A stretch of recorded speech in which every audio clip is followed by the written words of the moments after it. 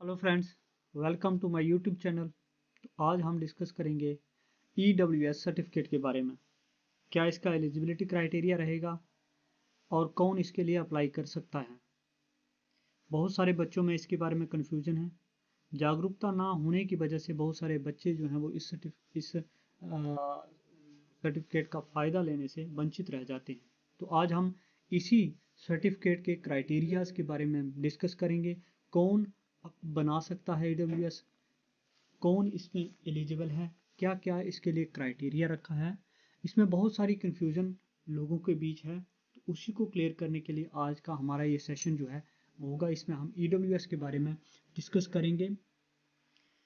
तो आज के इस सेशन को शुरू करने से पहले सभी से मेरा अनुरोध ही रहेगा कि मेरे YouTube चैनल को सब्सक्राइब करें, वीडियो को शेयर करें ताकि सभी तक पहुंचे और सभी जो हैं इस कन्फ्यूजन से दूर हों कि बहुत सारे लोगों में भ्रम रहता है कि फैमिली में कौन कौन काउंट होगा, कौन सी मतलब क्राइटेरिया क्या रहेगा। इसमें बहुत सारी कन्फ्यूजन जो है वो लोगों में रहती है। तो इसी के संदर्भ में हमने सोचा कि हम लोगों के इस कन्फ्यूजन का हल जो है वो निकालें। सबसे पहले हम बात करेंगे इसका क्राइटेरिया क्या रहेगा EWS का। गवर्नमेंट ऑफ इंडिया ने क्या किया है कि 10% रिजर्वेशन जो है वो दी है जो EWS में फॉल करते हैं। EWS मतलब इकोनॉमिकली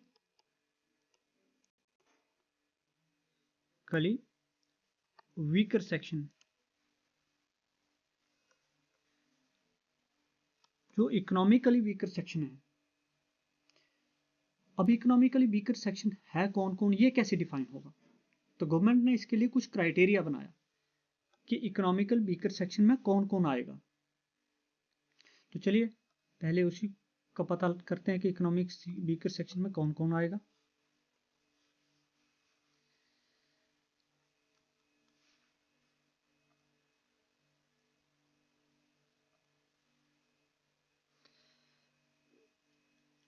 हम बात करेंगे क्राइटेरिया की।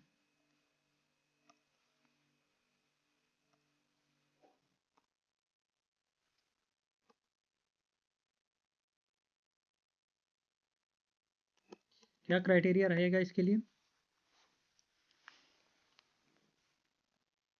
जो आदमी अप्लाई कर रहा है उसकी बात करेंगे कि वो उसके लिए क्या क्राइटेरिया चाहिए, किस चीज़ की उसको ज़रूरत होगी। सबसे पहला क्राइटेरिया रखा है कि उसकी फैमिली के पास 5 एकड़ से ज़्यादा की ज़मीन नहीं होनी चाहिए। सबसे पहला क्राइटेरिया क्या रखा है, 5 एकड़ से ज़्यादा की ज़मीन जो है वो नहीं होनी चाहिए। दूसरा क्राइटेरिया क्या है, रेजिडेंशियल फ्लैट जो है वो 1000 स्क्वायर फीट से ज़्यादा का नहीं होना चाहिए। अब यहाँ कंफ्यूजन पैदा होती है, फ्लैट फ्लैट किसको कहते हैं ये भी हम क्लियर करेंगे। लेकिन अब पहले हम सारे क्राइटेरिया जो है वो आपके साथ डिस्कस कर लेते हैं। उसके बाद तीसरी चीज़ है रेजिडेंशियल प्लॉट।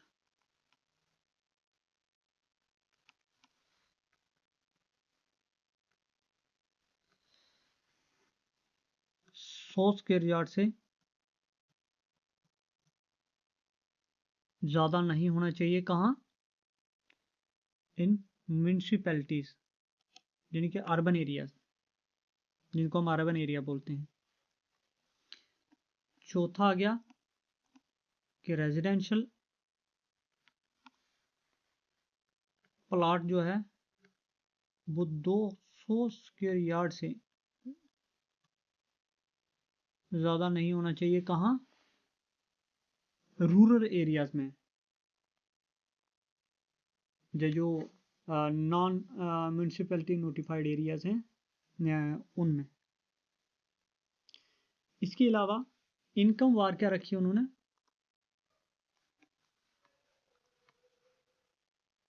8 लाख रुपीज़। अब इसमें ये हम बात कर रहे हैं कि एक पर्सन की फैमिली के लिए क्या क्राइटेरिया रखा उन्होंने। जो उस पर्सन की फैमिली के पास इससे ज़्यादा अगर होगा तो वो EWS के लिए एलिजिबल नहीं है। अगर उसके पास 5 एकड़ से ज़्यादा की ज़मीन होगी तो वो एलिजिबल नहीं है। अगर रेजिडेंशियल फ्लैट 1000 स्क्वायर फीट से ज़्यादा का होगा वो एलिजिबल नहीं है। अगर अर्बन एरिया में यानी कि म्यूनिसिपल एरियाज में अगर उसके पास रेजिडेंशियल प्लॉट जो है वो 100 स्क्वायर यार्ड से यानी कि अप्रॉक्सीमेट हम कह सकते हैं 900 स्क्वायर फीट से ज़्यादा का होगा तो वो इसके लिए एलिजिबल नहीं है। रेजिडेंशियल प्लॉट 200 स्क्वायर यार्ड से अगर rural area excluding municipal area में अगर नहीं होगा तो इसके लिए वो एलिजिबल है। अब इनकम किस किस की काउंट होगी, फैमिली की डेफिनेशन क्या है इसमें। सबसे बड़ी कंफ्यूजन तो यही है कि फैमिली इस क्राइटेरिया के लिए किसको माना जाएगा। अब हमारे जम्मू कश्मीर में आरबीए के लिए फैमिली का डेफिनेशन अलग है, क्योंकि आरबीए जब बनाना होता है हमने या फिर बाकी सर्टिफिकेट जो उस कैटेगरी में socially and educationally backward classes में आते हैं, ये एएलसी हो गया, तो इनके लिए फैमिली जो है वो राशन कार्ड के मेंबर्स को काउंट किया जाता है। लेकिन यहाँ ऐसा नहीं है। यहाँ क्या है फैमिली की डेफिनेशन, चलिए समझते हैं।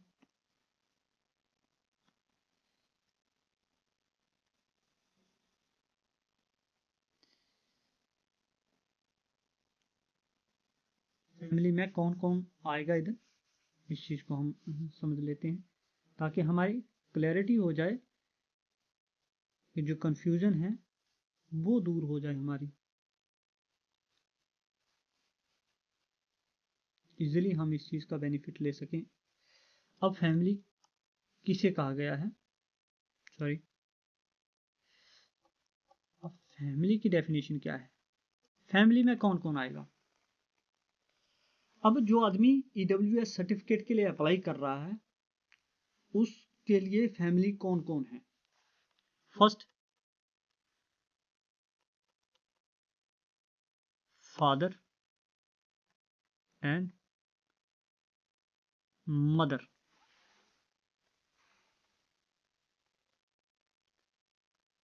And sibling below the age of 18। क्या आएगा, अगर बंदा अनमैरिड है, अगर जो एप्लीकेंट है वो अनमैरिड है तो उसके लिए फैमिली की डेफिनेशन क्या होगी। पहला तो वो पर्सन आ गया जो अप्लाई कर रहा है, उसके फादर मदर आ गए, और उसके जो भाई बहन होंगे 18 साल से कम उम्र के, वो उसकी फैमिली की डेफिनेशन में आते हैं, वो उसकी फैमिली है। मतलब जो हमने क्राइटेरिया आपको बताया वो इन लोगों को काउंट करके होगा। उस पर्सन की भी इनकम काउंट होगी, उसके फादर की भी, उसके मदर की भी। ऑब्वियसली 18 साल से कम उम्र का आदमी एम्प्लॉय तो होगा नहीं, तो ऑब्वियस ये जो लोग हैं मेजर जो हम इनकम काउंट करेंगे वो इन लोगों की करेंगे। इसके अलावा दूसरा क्या है, अगर आदमी मैरिड है उस केस में क्या है, उस केस में भी क्या है, जो एप्लीकेंट है उसके फादर की, उसकी मदर की और उसकी जो स्पॉज है, और जो सिबलिंग्स हैं बिलो द एज ऑफ 18 वो तो रहेगा। इसके अलावा इसमें एक चीज़ और ऐड करना चाहूँगा, उसके चिल्ड्रन भी ऐड हो जाते हैं, लेकिन वो भी कौन से, children below the age of 18, 18 साल से कम जो उसके बच्चे हैं वो भी उसकी फैमिली की डेफिनेशन में आ जाते हैं।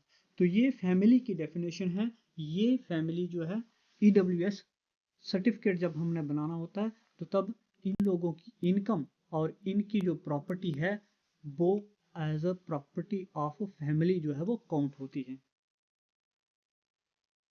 तो मुझे उम्मीद है कि सभी को ये चीज़ समझ आ गई होगी। अब एक चीज मैं आपको क्लियर करना चाहूंगा,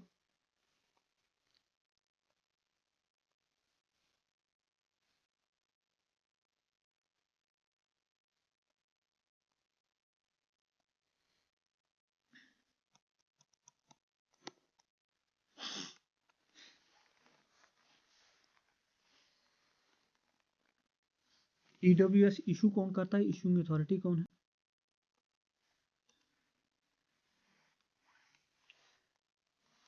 तो अगर हम आज जम्मू कश्मीर की बात करें तो यहाँ पर जो इशूइंग अथॉरिटी है वो तहसीलदार है, जो ईडब्ल्यूएस जो है वो इशू करता है।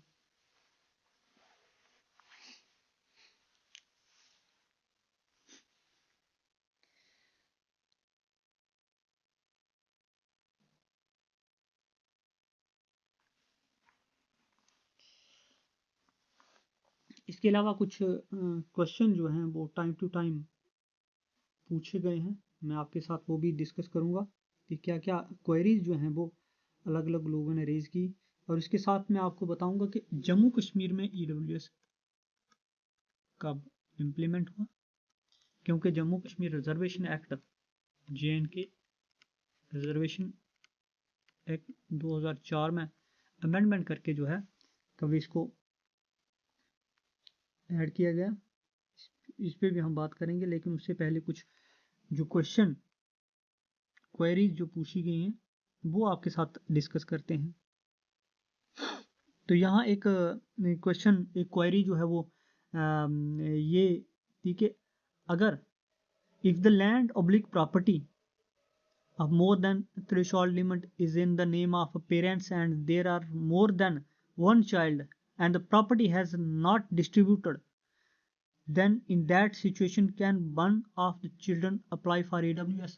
अगर प्रॉपर्टी अनडिवाइडेड है, दो बच्चे हैं, दोनों अनमेरिड हैं, अलग अलग रहते हैं, तो उनमें से एक बच्चा जो है वो EWS के लिए अप्लाई करना चाहता है, लेकिन प्रॉपर्टी जो है वो अनडिवाइडेड है, तो उस केस में वो EWS के लिए एलिजिबल नहीं है। इसके अलावा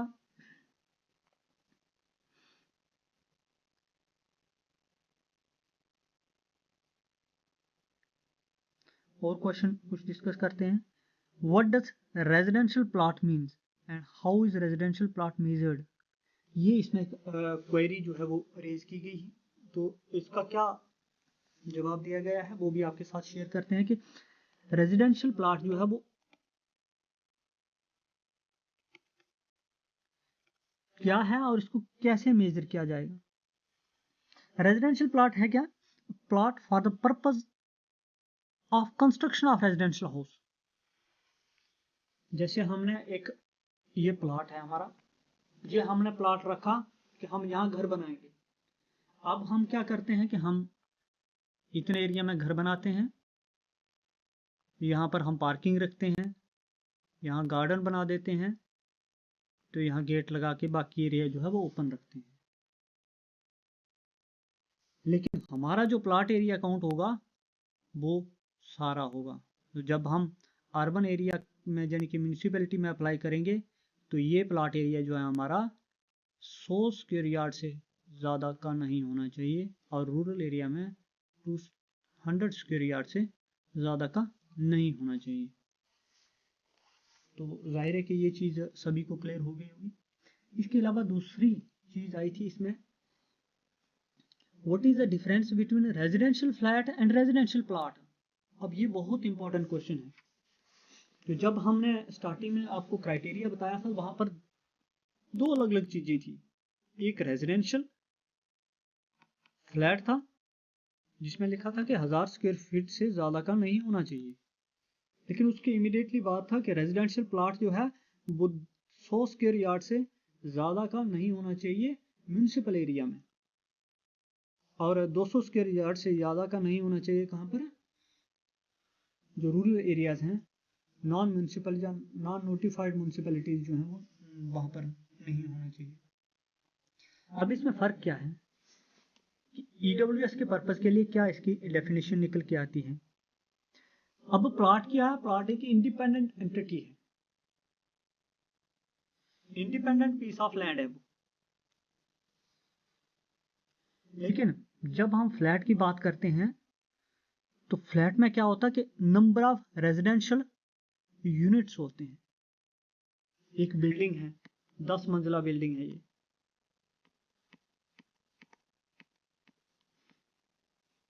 इसमें अलग अलग से फ्लैट बने हुए हैं। तो फॉर एग्जाम्पल इसमें जितने फ्लैट हैं हम काउंट कर लेते हैं, 1 2 3 4 5 6 18 फ्लैट हैं इस पूरे कॉम्प्लेक्स में, यानी कि एक ही पोर्शन पर मल्टी स्टोरी बिल्डिंग जो होती है उसमें जब हम कोई एक फ्लैट लेते हैं, इसको फ्लैट कंसीडर किया जाता है। अब ये फ्लैट जो है वो आपका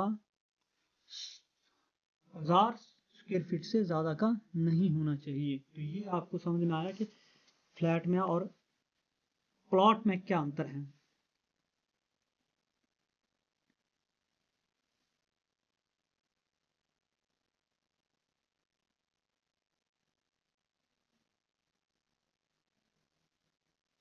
अब एक और क्वेश्चन, एक और क्वेरी जो है वो यहाँ पर रेज हुई है।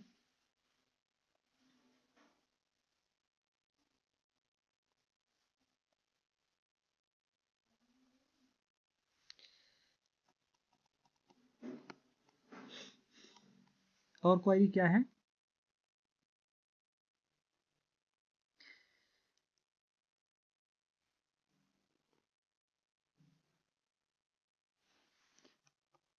क्या क्वेरी है? If a person has residential flat oblique plot on agriculture land, will that be treated as agricultural land or residential flat oblique plot? अब ये क्वेश्चन रेज हुआ कि अगर एक बंदे ने अपना जो मकान है वो एग्रीकल्चर ज़मीन पर बनाया हुआ है, तो अब उसको किस में काउंट करेंगे हम? उसको एज ए एग्रीकल्चर लैंड में काउंट करेंगे कि नहीं करेंगे? अब ये क्वेश्चन रेज होता है। अब इसका आंसर क्या है कि क्या वो इसमें काउंट होगा कि नहीं होगा? तो बिल्डअप एरिया जो है उस फ्लैट का and the covered area plus the area left uncovered of the plot will be treated as residential area, and additional land जो होगी उसके बाहर की जो एग्रीकल्चर पर्पज के लिए यूज हो रही थी उसको एग्रीकल्चर लैंड जो है वो कंसीडर किया जाएगा। तो हम इसमें क्या करेंगे कि फॉर एग्जांपल ये पूरा खेत है, यहाँ हमने एग्रीकल्चर लैंड में जो है मकान बना लिया, तो ये जो है हमने ये मतलब बिल्डअप एरिया जो कवर्ड एरिया है हमारा, हो सकता है मकान हमारा इतने में ही हो, लेकिन जो कवर्ड एरिया है, जो कवर्ड एरिया है वो एरिया रेजिडेंशियल में काउंट होगा, और जो बाकी जो एग्रीकल्चर पर्पज के लिए यूज हो रहा है वो एग्रीकल्चर लैंड में काउंट होगा। तो ये था आज का हमारा सेशन। बाकी जो क्वेरीज आती रहेंगी ईडब्ल्यूएस के बारे में वो आपके साथ शेयर करते रहेंगे। तो आज के इस सेशन में इतना ही। जुड़े रहिए हमारे साथ और हमारे इस यूट्यूब चैनल को सब्सक्राइब कीजिए, शेयर कीजिए वीडियो को ज़्यादा से ज़्यादा। धन्यवाद आप सभी का। Thank you.